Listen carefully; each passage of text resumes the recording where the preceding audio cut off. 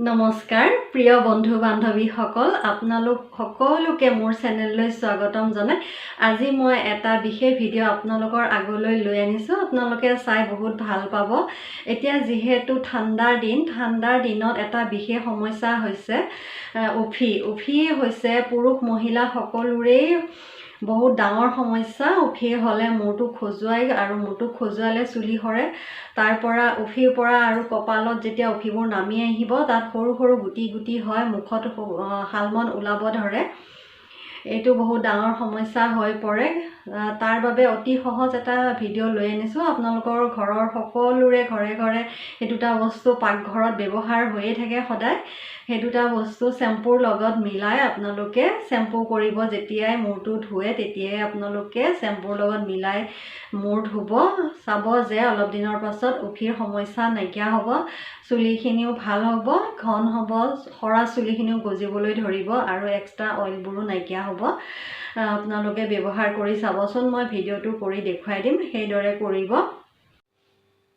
এয়া মই এটা চচপেনত অকণমান ফিল্টাৰৰ পানী ল'লোঁ মূৰটো ধোৱা জোখাই পানী ল'লোঁ পানীখিনিত এতিয়া মই 1 চামুচ চাহপাত দিম চাহপাত দিলোঁ এয়া চাহপাতখিনি উতলাই ৰঙা হ'বলৈ দিম মই লাল চাহৰ দৰে হৈ গ'ল পানীখিনি ঠাণ্ডা হ'বলৈ দিম ঠাণ্ডা হোৱাৰ পাছত পানীখিনি মই ভালদৰে বাতি এটাত চেকি উলিয়াই ল'ম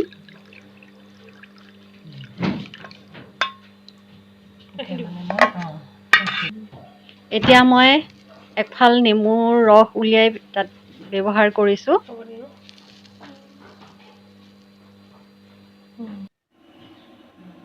এতিয়া মোৰ চুলিখিনি মোৰ চুলি কম হয় আপোনালোকৰ চুলি বেছি আছে যদি বেছিকৈ যিমানখিনি দৰকাৰ হয় শ্যাম্পু সিমানখিনি ল'ব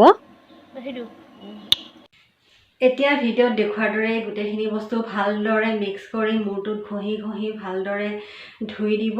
মূৰটো তাৰ পাছত দেখিব যে অলপ দিনৰ পিছত উফি সমস্যা নাইকিয়া হ'ব ভিডিঅ'টো যদি কিবা মই ভুলকৈ কৈছোঁ ক্ষমা কৰিব আৰু যদি ভিডিঅ'টো চাই ভাল পাইছে লাইক কৰিব কমেণ্ট কৰিব শ্বেয়াৰ কৰিব আৰু ছাবস্ক্ৰাইব কৰিব ধন্যবাদ ভিডিঅ'টো চাই থকাৰ বাবে বহুত ধন্যবাদ